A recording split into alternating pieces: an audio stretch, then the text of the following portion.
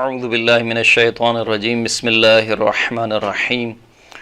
الحمد للہ رب العالمین ثم الصلاة والسلام علی محمد وعلی آلہ الطیبین الطاہرین المعصومین واللعنۃ الدائمۃ علی اعدائہم اجمعین اما بعد فقد قال اللہ سبحانہ وتعالی فی کتابہ المجید بسم اللہ الرحمن الرحیم شہر رمضان الذی انزل فیہ القرآن ہدی للناس وبینات من الہدی والفرقان۔ محترم سامعین کرام، قرآن مجید کے 16ویں پارے کا خلاصہ حاضر خدمت ہے۔ قرآن مجید کے 16ویں پارے میں سورہ مبارکہ کہف کی باقی ماندہ آیات یعنی آیت نمبر 75 سے لے کر آیت نمبر 110 شامل ہیں، اور اس کے علاوہ سورہ مریم اور سورہ طٰہٰ قرآن مجید کے 16ویں پارے میں شامل ہیں۔ اس پارے کے ابتدا میں خداوند کریم نے جناب موسیٰ اور حضرت خضر کا قصہ جو کہ 15ویں پارے میں شروع ہوا تھا، اسی کے تسلسل میں 16ویں پارے میں جناب موسیٰ اور جناب خضر کا قصہ بیان ہوا ہے کہ جس میں تیسری مرتبہ جب حضرت موسیٰ علیہ السلام نے جناب خضر پر اعتراض کیا تو جناب خضر نے کہا کہ اب وہ وقت آ گیا کہ تمہارے اور میرے درمیان جدائی ہو جائے۔ پھر اس کے بعد جناب خضر علیہ السلام نے اپنے کام کی حکمتیں بیان کرنا شروع کی اور فرمایا کہ دیکھو جو کشتی میں نے خراب کی وہ اس وجہ سے خراب کی کہ وہ مسکینوں کی اور غریبوں کی کشتی تھی، اور جس کے ذریعے سے وہ سمندر میں اپنے شکار کے لیے جاتے تھے، لیکن میں نے اس کو خراب اس وجہ سے کیا کہ وہاں کا ایک بادشاہ تھا جو چاہتا تھا کہ ان کی کشتیوں کو اپنے قبضے میں لے لے، لہٰذا میں نے اس کشتی کو خراب کر دیا۔ اور لڑکے کو قتل اس وجہ سے کیا کہ اس کے جو دونوں ماں باپ تھے وہ دونوں مومنین تھے، اور ہمیں خوف ہوا کہ یہ جو لڑکا ہے اپنی سرکشی کی وجہ سے اور اپنے کفر کی وجہ سے اپنے مومن ماں باپ کو جو ہے وہ اذیت کا سبب بنے گا، لہٰذا اس لڑکے کو قتل کر دیا۔ اور وہ جو دیوار جو خراب تھی اس کو بنایا گیا، وہ اس وجہ سے بنایا کہ اس دیوار کے نیچے یتیموں کا مال جو ہے وہ چھپا ہوا تھا، خزانہ چھپا ہوا تھا، اور ہم نے چاہا کہ اس کی حفاظت کی جائے تاکہ جب وہ یتیم بالغ ہو جائیں، سمجھ بوجھ کے قابل ہو جائیں تو اپنے اس خزانے کو واپس لے لیں۔ پھر اس کے بعد خداوند کریم نے جناب ذوالقرنین کا قصہ بیان فرمایا کہ ذوالقرنین وہ نبی تھے کہ جن کو ہم نے قدرت بھی عطا کی اور اپنی جانب سے علم بھی عطا کی۔ جناب ذوالقرنین نے ایک سفر کیا کہ جس کو قرآن مجید نے نقل کیا۔ جناب ذوالقرنین نے سفر کیا ایک مرتبہ مغرب کی طرف کہ جہاں پر سورج ڈوب رہا تھا، اور وہاں پر جب جناب ذوالقرنین پہنچے تو دیکھا کہ دلدل کے پاس ایک چشمہ ہے، اس چشمے کے پاس ایک قوم رہتی ہے۔ اس قوم کے بارے میں خداوند کریم نے جناب ذوالقرنین کو اختیار دیا کہ یا تو اس قوم کو عذاب میں مبتلا کریں سزا کے طور پر، یا پھر ان سے نیک برتاؤ کریں۔ اس کے جواب میں جناب ذوالقرنین نے فرمایا کہ قال اما من ظلم فسوف نعذبه ثم يرد الى ربه فيعذبه عذابا نکرا، کہ ان میں سے جو ظالم افراد ہیں ان قریب ہم ان کو عذاب میں مبتلا کریں گے اور پھر ان کو اپنے پروردگار کے پاس پلٹایا جائے گا، اور جب یہ پروردگار کے پاس پہنچیں گے تو وہاں پر سخت عذاب خداوند کریم بھی ان کو دے گا۔ وَأَمَّا مَنْ آمَنَ وَعَمِلَ صَالِحًا فَلَهُ جَزَاءٌ الْحُسْنَى وَسَنَقُولُ لَهُ مِنْ أَمْرِنَا يُسْرًا، لیکن ان میں سے جو لوگ ایمان لائے اور عمل صالح کو انجام دیا ان کے لیے اچھی جزا ہے، اور ان قریب ہم ان کے لیے آسان والا کام ان کو ہم دیں گے۔ پھر اس کے بعد جناب ذوالقرنین نے ایک سفر مشرق کی جانب کیا کہ جس کا ذکر خداوند کریم نے کیا کہ جناب ذوالقرنین نے ایک سفر کیا، اس جگہ پر پہنچے کہ جہاں سے سورج طلوع ہوتا تھا، اور وہاں پر ایک قوم تھی، اور فرمایا کہ وہ سورج ایک ایسی قوم پر طلوع ہوتا تھا کہ جس کی روشنی سے بچنے کے لیے اس قوم کے پاس کوئی حجاب یا کوئی پردہ نہیں تھا۔ پھر اس کے بعد ایک تیسرے سفر کا تذکرہ ہوا کہ جناب ذوالقرنین نے ایک اور سفر کیا اور پہنچے ایک ایسی جگہ پر کہ جہاں پر 2 دیواریں تھیں، اور ان 2 دیواروں کے درمیان ایک قوم پائی جاتی تھی، اور جب وہ ان کے درمیان پہنچے تو اس قوم کے متعلق خداوند کریم کہتا ہے کہ وہ قوم وہ تھی کہ جو کوئی بات سمجھنے والی نہیں تھی۔ جب جناب ذوالقرنین اس قوم کے پاس پہنچے تو اس قوم نے کہا کہ ہمیں یاجوج اور ماجوج کے فساد سے بچا لیں، یہ جو یاجوج اور ماجوج ہیں یہ زمین میں فساد پھیلا رہے ہیں، لہٰذا آپ اگر ہمیں ان سے بچا لیں گے تو ہم آپ کو کچھ مزدوری بھی کچھ انعام کے طور پر آپ کو دیں گے۔ اس کے جواب میں جناب ذوالقرنین نے ارشاد فرمایا کہ قال ما مکنی فیہ ربی خیر فاعینونی بقوۃ اجعل بینکم وبینہم رمدا، کہ جو کچھ پروردگار نے مجھ کو عطا کیا ہے، جو قدرت و طاقت خداوند کریم نے مجھے عطا کی ہے، وہ تمہارے اس مال و دولت سے بہتر ہے، پس تم ایک کام کرو کہ میری قوت کے ساتھ مدد کرو تاکہ میں تمہارے درمیان اور اس یاجوج اور ماجوج کے درمیان جو ہے وہ ایک دیوار بنا سکوں۔ اور پھر جناب ذوالقرنین نے حکم دیا کہ جاؤ لوہے کی چادریں لے کر آؤ، لوہے کی چادریں منگوائیں، اور پھر ان کو دو پہاڑوں کے درمیان لوہے کی چادریں رکھوا کر کہا کہ آگ کو روشن کرو اور اتنا اس لوہے کو جلاؤ کہ وہ لوہا خود آگ بن جائے، اور پھر اس کے بعد کہا کہ اس کے اوپر جو ہے وہ تانبا ڈالو، اور پھر اس طریقے سے یہ لوہے اور تانبے سے ملا کر ایک دیوار بنائی گئی، اور اتنی محکم اور مضبوط دیوار بنائی گئی کہ جس کے بارے میں خود خداوند کریم کہتا ہے کہ یاجوج اور ماجوج نہ تو اس دیوار سے پھلانگ کر ان کی قوم کے پاس آ سکے، اس قوم کے پاس آ سکے، اور نہ ہی اس دیوار میں وہ کوئی سوراخ کر سکے۔ اس کے بعد قیامت کا تذکرہ ہوا اور قیامت کے دن کی ہولناکی کو بیان کیا اور کفار کی سزا کا ذکر کیا خداوند کریم نے، اور پھر اس کے بعد خداوند کریم نے فرمایا کہ دیکھو سب سے زیادہ خسارے میں کون شخص ہے۔ آیت نمبر 103 میں خداوند کریم نے سوال کے طور پر پہلے سوالیہ انداز میں لوگوں سے پوچھا، پھر اس کے بعد خداوند کریم نے یہ بیان فرمایا کہ دیکھو اعمال کے اعتبار سے اس دنیا میں سب سے خسارے میں اور نقصان اٹھانے والا کون ہے۔ خداوند کریم نے فرمایا کہ قل هل ننبئکم بالاخسرین اعمالا، اے حبیب آپ ان سے کہہ دیجیے کہ کیا ہم تمہیں ایسے لوگوں کی خبر دیں جو اعمال کے اعتبار سے سب سے زیادہ خسارے میں اور نقصان میں ہیں۔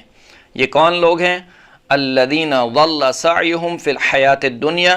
وہم یحسبون انہم یحسنون صنعا۔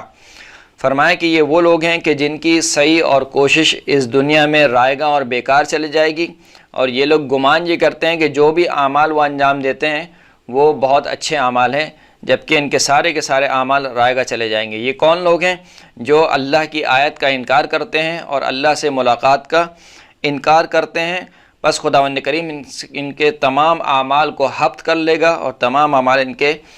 ضائع ہو جائیں گے۔ پھر اس کے بعد خداوند کریم نے صاحبان ایمان کی جزا بیان کی کہ خداوند کریم ان کو جنت الفردوس عطا کرے گا اور اس میں وہ ہمیشہ ہمیشہ کے لیے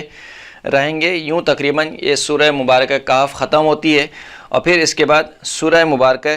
مریم کا آغاز ہوتا ہے۔ سورہ مبارکہ مریم کی کل 98 آیات ہیں۔ سورہ مریم کے بارے میں امام جعفر صادق علیہ السلام فرماتے ہیں کہ من ادمن قراءۃ سورۃ مریم لم یمت حتی یصیب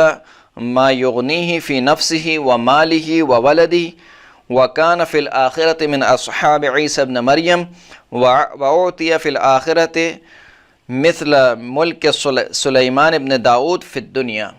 فرماتے ہیں کہ جو شخص بھی پابندی کے ساتھ سورہ مبارکہ مریم کی تلاوت کرتا ہے وہ اس وقت تک نہیں مرے گا یہاں تک کہ خداوند کریم اس کو اتنا عطا کر دے کہ جو اس کے مال میں، اس کے نفس میں اور اس کے بیٹے کے لیے کافی ہو، یعنی وہ سب سے بے نیاز ہو جائے۔ اور فرمایا کہ آخرت میں ایسا شخص جو ہے وہ جناب عیسی ابن مریم کے اصحاب میں سے ہوگا، اور خداوند کریم آخرت میں جناب سلیمان ابن داؤد کی بادشاہت کے برابر اس کو عطا کرے گا۔ اس سورہ کی ابتدا میں خداوند کریم نے جناب زکریا کا ذکر کرتے ہوئے ارشاد فرمایا کہ جناب زکریا نے اپنے پروردگار کو پکارا، فرمایا قال رب انی وہن العظم منی واشتعل الرأس شیبہ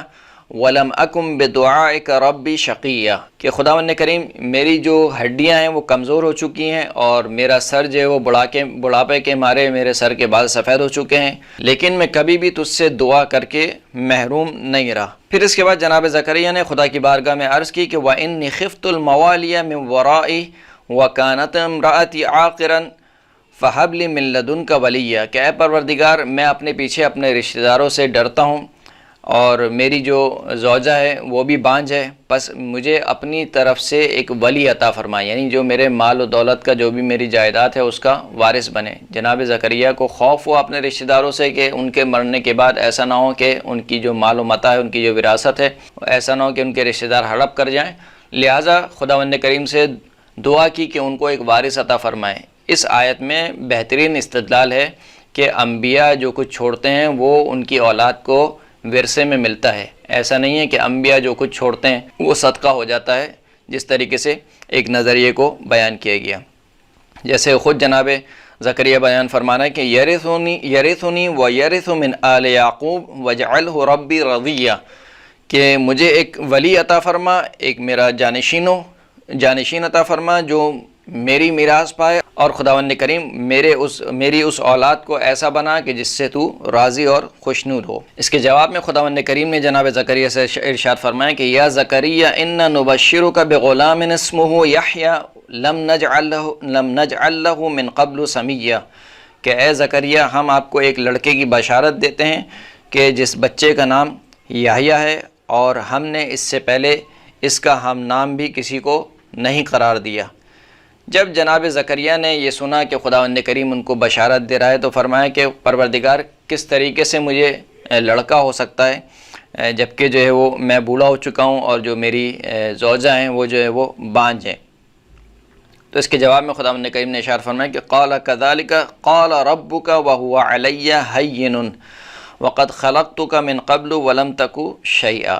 فرمائے کہ اسی طریقے سے آپ کا پروردگار ارشاد فرماتا ہے کہ یہ کام آپ کے پروردگار کے اوپر بہت زیادہ آسان ہے، جبکہ آپ کے پروردگار نے آپ کو خلق کیا جبکہ آپ کوئی چیز نہیں تھے، یعنی آپ کا نام و نشان موجود نہیں تھا، اس کے باوجود آپ کو خلق کیا۔ تو اسی طریقے سے پروردگار جس طریقے سے آپ کو خلق کر سکتا ہے آپ کی اولاد کو بھی خلق کر سکتا ہے۔ پھر اس کے بعد جناب زکریا نے فرمایا کہ پروردگار کوئی نشانی میرے لیے قرار دے، تو خداوند کریم نے فرمایا کہ نشانی یہ ہے کہ 3 دن تک یعنی 3 راتوں تک آپ کو اپنی قوم سے کوئی گفتگو نہیں کرنی ہے اور ان سے اشاروں میں گفتگو کرنی ہے۔ اور پھر خداوند کریم نے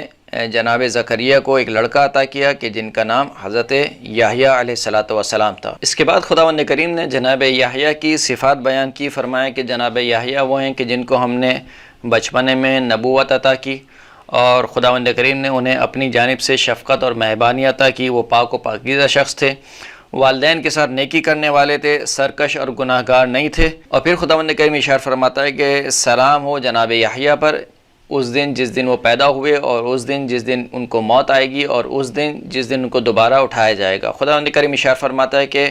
وَسَلَامٌ عَلَيْهِ يَوْمَ وُلِدَ وَيَوْمَ يَمُوتُ وَيَوْمَ يُبْعَثُ حَيًّا، کہ سلام ہو یحییٰ پر کہ جس دن ان کو پیدا کیا گیا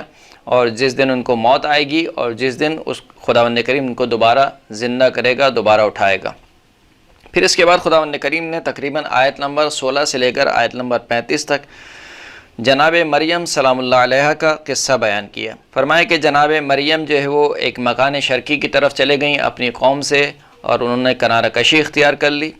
جب وہاں پر وہ پہنچیں اور عبادت میں مشغول ہوئیں تو ہم نے ان کی جانب ایک رسول کو یعنی ایک فرشتوں کو بھیجا، اور وہ فرشتہ انسانی شکل میں جناب مریم کے سامنے نمودار ہوا۔ جیسے ہی اس فرشتے کو دیکھا تو جناب مریم نے کہا کہ میں تجھ سے خدائے رحمان کی پناہ مانگتی ہوں اگر تو متقی شخص ہے۔ اس فرشتے نے کہا کہ میں آپ کے رب کا بھیجا ہوا ہوں تاکہ میں آپ کو ایک پاک و پاکیزہ لڑکا عطا کروں۔ اس کے جواب میں جناب مریم نے فرمایا کہ قالت انا یکون لی غلام ولم یمسسنی بشر ولم اک بغیہ، کہ بھلا کیسے مجھے لڑکا ہو سکتا ہے جبکہ مجھے کسی بشر نے کسی انسان نے چھوا تک نہیں ہے اور میں بدفعلی کرنے والی بھی نہیں ہوں۔ اس کے جواب میں اس فرشتے نے کہا کہ قال کذالک قال ربک هو علی ہین ولنجعلہ آیۃ للناس ورحمۃ منا وکان امرا مقضیا، کہ اسی طریقے سے آپ کا پروردگار فرماتا ہے کہ یہ کام آپ کے پروردگار پر بہت ہی آسان ہے، اور اس لڑکے کو خداوند کریم لوگوں کے لیے نشانی قرار دے گا، یعنی جناب عیسیٰ علیہ السلام کو لوگوں کے لیے نشانی اور معجزہ قرار دے گا اور خدا کی جانب سے رحمت قرار دے گا، اور یہ وہ کام ہے کہ جس کا فیصلہ ہو چکا ہے۔ پھر اس کے بعد خداوند کریم نے بیان کیا کہ جناب مریم جو ہے وہ حاملہ ہو گئیں، اور پھر ایک درخت کے پاس انہوں نے پناہ لی۔ جب ان کو زچگی کا درد ہوا تو کہنے لگیں کہ کاش میں اس سے پہلے جو ہے وہ مر مٹ جاتی اور میرا نام و نشان ختم ہو جاتا۔ پھر اس کے بعد خداوند کریم نے جناب مریم سے فرمایا کہ ان کھجوروں کو کھائیں اور پانی پئیں، اور جو ہے وہ اپنی قوم کی طرف جب آپ جائیں تو اپنی قوم سے کہیں کہ میں نے خدائے رحمان کے لیے روزے کی نظر مانی ہے کہ میں آج کے دن کسی سے بھی گفتگو نہیں کروں گی۔ پھر جناب مریم اپنی قوم کے پاس آئیں جبکہ جناب عیسیٰ کی ولادت ہو چکی تھی۔ تو جیسے ہی جناب مریم کو دیکھا ان کی قوم نے کہ ان کی گود میں ایک بچہ ہے، تو جناب مریم سے مخاطب ہو کر کہنے لگے کہ یا اخت ہارون ما کان ابوک امرأ سوء وما کانت امک بغیہ، کہ اے ہارون کی بہن، نہ تو آپ کا باپ برا شخص تھا اور نہ ہی آپ کی والدہ گرامی جو ہے وہ سرکش تھیں اور کسی بدفعلی کی مرتکب ہوئیں۔ تو اس پر جناب مریم نے اشارہ کیا، فاشارت الیہ قالوا کیف نکلم من کان فی المہد صبیہ، جناب مریم نے اشارہ کیا جناب عیسیٰ کی طرف کہ اس بچے سے پوچھو،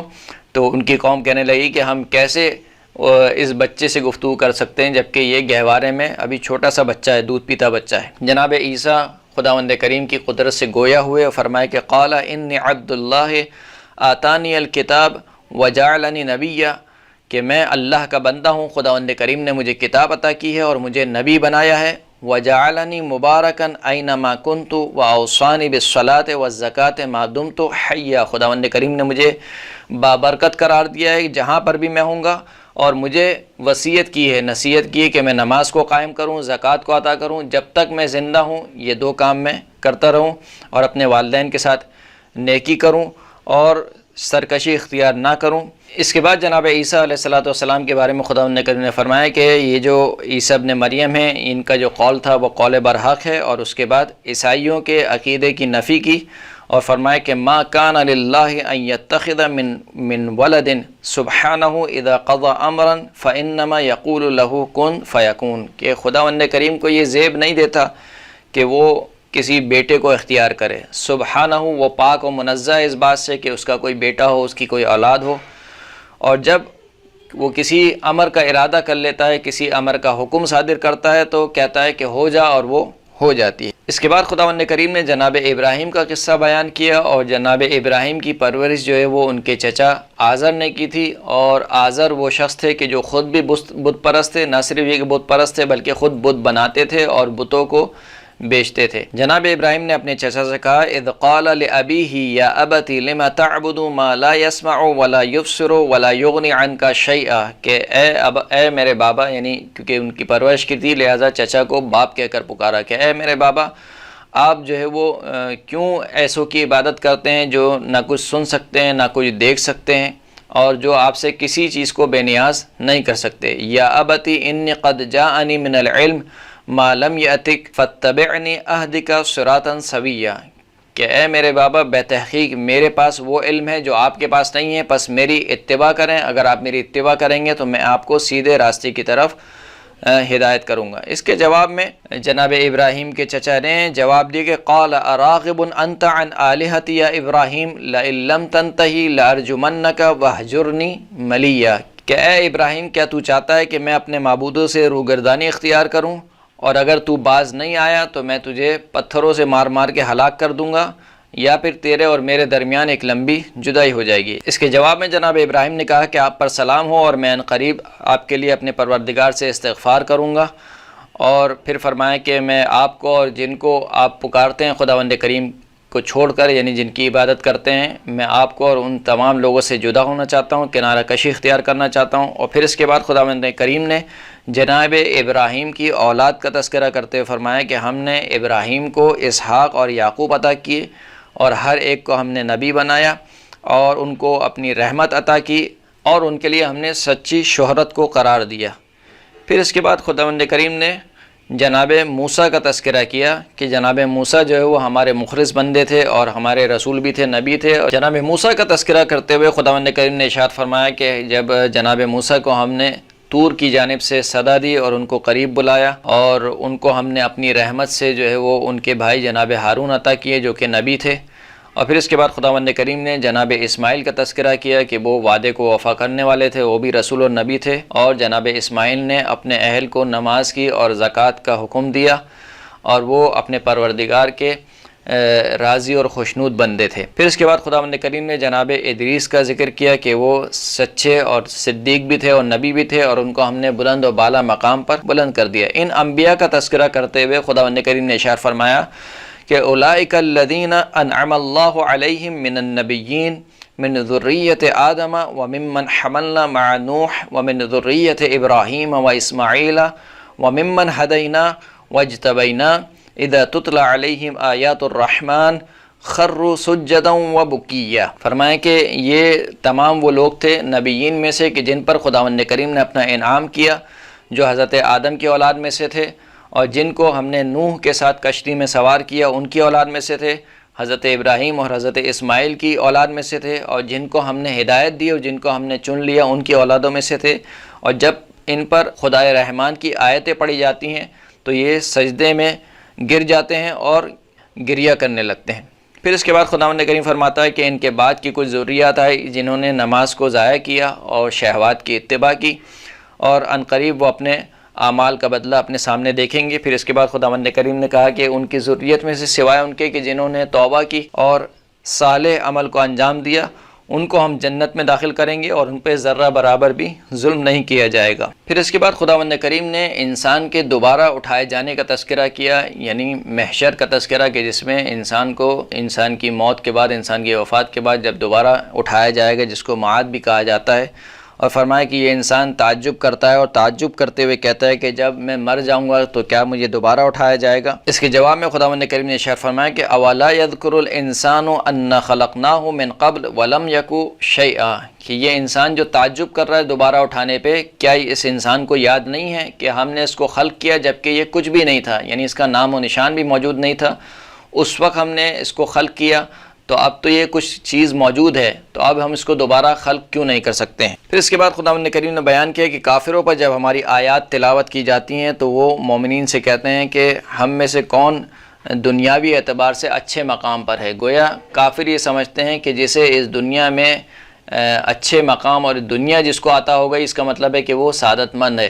یعنی دنیا جس کو عطا ہوئی ہے وہ سعادت مند ہے، اور جو اس دنیا میں فقیر ہے وہ جو ہے وہ بدبخت ہے۔ خداوند کریم نے اس عقیدے کو باطل کرتے ہوئے فرمایا کہ دیکھو اصل جو سعادت ہے وہ اخروی سعادت ہے، آخرت کی سعادت ہے، اور جب لوگ وہاں پر پہنچیں گے خداوند کریم کی بارگاہ میں، اور پھر کافر اپنی سزا کو دیکھیں گے اور مومنین اپنی جزا کو دیکھیں گے، تو وہاں پر معلوم ہوگا کہ اصل سعادت مند کون شخص ہے۔ یہ دنیا تو فقط ایک گزرگاہ ہے جو کہ گزر جانی ہے۔ اور پھر خداوند کریم نے اس بات کی دوبارہ نفی کی کہ خداوند کریم پاک اور منزہ ہے کہ اس کا کوئی بیٹا ہو، اور اس طریقے سے یہ سورہ مریم یہاں پر اختتام ہوتی ہے۔ اس کے بعد سورہ مبارکہ طٰہٰ شروع ہوتی ہے۔ سورہ مبارکہ طٰہٰ کی 135 آیتیں ہیں۔ سورہ مبارکہ طٰہٰ کے بارے میں امام جعفر صادق علیہ السلام ارشاد فرماتے ہیں کہ لا تدعوا قراءۃ سورۃ طٰہٰ فإن اللہ يحبها ويحب من قرأها ومن أدمن قراءتها أعطاه الله يوم القيامة كتابه بيمينه ولم يحاسبه بما عمل في الإسلام وعطی فی الآخرۃ من الاجر حتی یرضی، کہ فرماتے ہیں کہ دیکھو سورہ مبارکہ طٰہٰ کی تلاوت کو ترک نہ کرو، کیونکہ یہ وہ سورہ ہے کہ جس کو خداوند کریم پسند کرتا ہے، اور ہر اس شخص کو پسند کرتا ہے جو اس سورہ کی تلاوت کرتا ہے۔ بس جو شخص بھی پابندی کے ساتھ اس سورہ کی تلاوت کرتا ہے، خداوند کریم قیامت کے دن اس کا نام اعمال اس کے سیدھے ہاتھ میں دے گا، اور جو کام اس نے انجام دیے ہوں گے اس پر اس کا محاسبہ نہیں کرے گا، اور آخرت میں اس کو اتنا اجر دیا جائے گا کہ وہ خداوند کریم سے راضی ہو جائے۔ سورہ مبارکہ طٰہٰ کی ابتدائی آیات میں خداوند کریم نے قرآن مجید کے نزول کا مقصد بیان کیا کہ ہم نے یہ قرآن اس لیے نازل نہیں کیا کہ آپ مشقت میں آ جائیں، بلکہ ہم نے یہ قرآن اس لیے نازل کیا کہ خداوند کریم اس قرآن کو نصیحت قرار دینے والا ہے اس شخص کے لیے جو پروردگار سے ڈرتا ہے، پروردگار کے عذاب سے ڈرتا ہے۔ پھر اس کے بعد خداوند کریم نے اپنی توحید کو بیان کیا، اور اپنی توحید کو بیان کرتے ہوئے جناب موسیٰ علیہ السلام کے قصے کو بیان کیا کہ جب جناب موسیٰ نے ایک آگ کو جلتا ہوا دیکھا تو اپنے اہل سے کہا، یعنی اپنی زوجہ سے کہا کہ تم یہیں پہ ٹھہرو اور میں جو ہے وہ آگ کے پاس جاتا ہوں اور آگ کچھ لے کر آتا ہوں کہ شاید ہمیں اس آگ سے کچھ ہدایت مل سکے۔ اور جب جناب موسیٰ اس آگ کے پاس گئے تو جناب موسیٰ کو ندا دی گئی، اور خداوند کریم جناب موسیٰ سے مخاطب ہوا اور فرمایا کہ انی انا ربک فاخلع نعلیک انک بالوادی المقدس طویٰ، کہ اے موسیٰ بتحقیق میں تیرا پروردگار ہوں، اپنی چپلوں کو اتار دو، کیونکہ آپ ایک مقدس وادی جس کا نام طویٰ ہے وہاں پر داخل ہو چکے ہیں۔ پھر فرمایا کہ میں نے آپ کو چن لیا ہے، بس جو میں آپ کی طرف وحی کر رہا ہوں اس کو آپ غور سے سنیں، یعنی حضرت موسیٰ کی بعثت کا تذکرہ ہوا،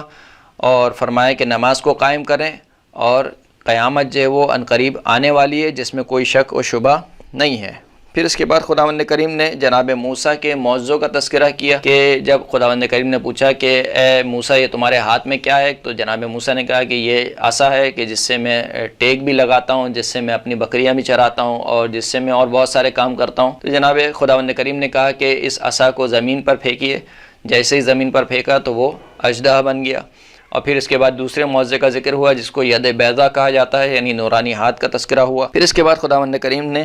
کہا کہ تم جو ہے وہ فرعون کی طرف جاؤ، کیونکہ فرعون جو ہے وہ سرکش ہو چکا ہے۔ جب جناب موسیٰ کو فرعون کی جانب جانے کا حکم دیا تو پھر حضرت موسیٰ نے دعا کی، جو کہ مشہور دعا ہے، آپ سنتے رہتے ہیں کہ رب اشرح لی صدری ویسر لی امری واحلل عقدۃ من لسانی یفقہوا قولی، کہ پروردگار میرے سینے کو گشادہ کر دے، میرے کام کو آسان کر دے، میری زبان کی گرہ کو کھول دے تاکہ وہ میرے قول کو سن سکے، سمجھ سکیں، اور میرے اہل میں سے میرے لیے ایک وزیر قرار دے جو کہ میرا بھائی ہارون ہے، اور اس کے ذریعے سے میری کمر کو محکم کر کہ وہ میرے کام میں میرا شریک ہو۔ خداوند کریم نے کہا کہ اے موسیٰ ہم نے تمہاری اس دعا کو قبول کر دیا۔ اور پھر خداوند کریم نے حضرت موسیٰ کو ان کا بچپنا یاد دلایا کہ دیکھو جب موسیٰ بچوں کو ذبح کر رہا تھا تو ہم نے تمہاری ماں کی طرف وحی کی تھی کہ وہ تمہیں ایک تابوت میں بند کر کے سمندر میں چھوڑ دے، اور تمہاری ماں نے تمہیں تابوت میں بند کر کے سمندر میں چھوڑ دیا، اور فرعون کے دربار میں پھر تمہاری پرورش ہوئی، یہاں تک کہ جناب موسیٰ کی والدہ کی جو بہن تھیں انہوں نے جب وہ دربار میں پہنچیں اور جناب موسیٰ کسی دائی کا دودھ نہیں پیتے تھے تو انہوں نے کہا کہ میں ایک ایسی عورت کو جانتی ہوں جس کا دودھ جناب موسیٰ پینا چاہیں گے، اور پھر یوں اس طریقے سے ہم نے دوبارہ تمہیں تمہاری ماں کی طرف پلٹا دیا۔ پھر اس کے بعد دوبارہ خداوند کریم نے حضرت موسیٰ اور حضرت ہارون کو حکم دیا کہ وہ فرعون کے پاس جائیں کہ وہ سرکش ہو چکا ہے۔ جناب موسیٰ جناب ہارون نے کہا کہ ہمیں خوف محسوس ہوتا ہے، کہا نہیں خوف نہیں کرو، میں تمہارے ساتھ ہوں، سن بھی رہا ہوں اور تمہیں دیکھ بھی رہا ہوں۔ اور دیکھو جب فرعون کے پاس جانا فَقُولَا لَهُ قَوْلًا لَيِّنًا لَعَلَّهُ يَتَذَكَّرُ أَوْ يَخْشَىٰ، جب فرعون کے پاس جانا تو اس سے نرم لہجے میں گفتگو کرنا کہ شاید وہ متذکر ہو جائے اور خوف زدہ ہو جائے۔ جناب موسیٰ جناب ہارون فرعون کے دربار میں پہنچے اور اس کو توحید کی طرف دعوت دی، تو فرعون نے کہا کہ اے موسیٰ تم دونوں کا رب کون ہے، یعنی جناب موسیٰ جناب ہارون تم دونوں کا رب کون ہے؟ تو جناب موسیٰ نے ارشاد فرمایا قال ربنا الذي اعطى كل شيء خلقه ثم هدى، ہمارا پروردگار وہ ہے کہ جس نے ہر شے کو خلقت عطا کی ہے اور پھر اس کی ہدایت کی ہے۔ پھر اس کے بعد وہ پورا واقعہ پیش آیا، فرعون جو ہے وہ جرح کرنے لگا، اور پھر جناب موسیٰ نے فرعون کے دربار میں اپنے معجزے دکھائے، عصا کا معجزہ دکھایا، ید بیضا دکھایا، اور پھر وہ جادوگروں کا پورا واقعہ جو آپ سنتے رہتے ہیں وہ پیش آیا۔ جادوگر ایمان لے آئے جناب موسیٰ پر، جناب موسیٰ جناب ہارون پر ایمان لے کر آ گئے، اور پھر اس کے بعد فرعون نے جادوگروں کی سرزنش کی اور جادوگر اپنے ایمان سے پیچھے نہیں ہٹے۔ پھر اس کے بعد خداوند کریم نے فرمایا کہ ہم نے موسیٰ اور اس کی قوم کو فرعون سے نجات دی، یعنی بنی اسرائیل کو فرعون سے نجات دی۔ لیکن جب جناب موسیٰ کوہ طور پر پہنچے خداوند کریم سے راز و نیاز کے لیے اور اپنی قوم کو پیچھے چھوڑ کر آ گئے، تو خداوند کریم نے کہا کہ تم اپنی قوم سے کیوں جلدی آ گئے ہو؟ تو فرمایا کہ تاکہ تو راضی ہو جا۔ تو اس وقت خداوند کریم نے فرمایا کہ جو تمہاری قوم ہے وہ گوسالے کی پرستش میں مبتلا ہو گئی ہے، یعنی سامری کہ جس نے ایک گوسالہ بنایا اور اس گوسالے سے آواز آتی تھی اس کی پرستش کرنے لگے، تو حضرت موسیٰ کو بہت غصہ آیا، وہ دوبارہ پلٹے اپنی قوم کی طرف اور ان کو خداوند کریم کی نعمتیں یاد دلائیں۔ سامری سے پوچھا کہ تو نے یہ کیا کیا؟ تو اس نے کہا کہ میں نے ایک پیغمبر کے قدم کی مٹی کو جو ہے وہ اس گوسالے پر پھینکا یا اس گوسالے میں ڈالا جس سے ایک آواز آنے لگی، اور پھر وہ اس طریقے سے یہ لوگ گوسالے کی پرستش کرنے لگے، اور جناب موسیٰ نے پھر دوبارہ اپنی قوم کو خداوند کریم کی توحید کی طرف دعوت دی۔ اس کے بعد خداوند کریم نے قیامت کا تذکرہ کیا، اور قیامت کا تذکرہ کرتے ہوئے فرمایا کہ اس دن کسی کی شفاعت کوئی کام نہیں آئے گی مگر جس کو خدائے رحمان نے اجازت دی ہو۔ فرمایا کہ یومئذ لا تنفع الشفاعۃ الا من اذن له الرحمن ورضی له قولا، کہ اس دن کسی کی شفاعت کوئی فائدہ نہیں دے گی سوائے اس کے کہ جس کے لیے خدائے رحمان نے اجازت دی ہو اور جس کے قول سے خدائے رحمان راضی ہو۔ اور پھر اس کے بعد خداوند کریم نے دوبارہ جناب آدم اور ابلیس کا قصہ بیان کیا، ابلیس کی نافرمانی بیان کی، اور جناب ابراہیم کے ترک اولیٰ کا ذکر ہوا، اور اس قصے کو خداوند کریم نے بنی نوع آدم کے لیے عبرت کے طور پر پیش کیا، اور یوں تقریباً اس پارے کا اختتام ہوتا ہے۔ وآخر الدعوانا ان الحمد للہ رب العالمین۔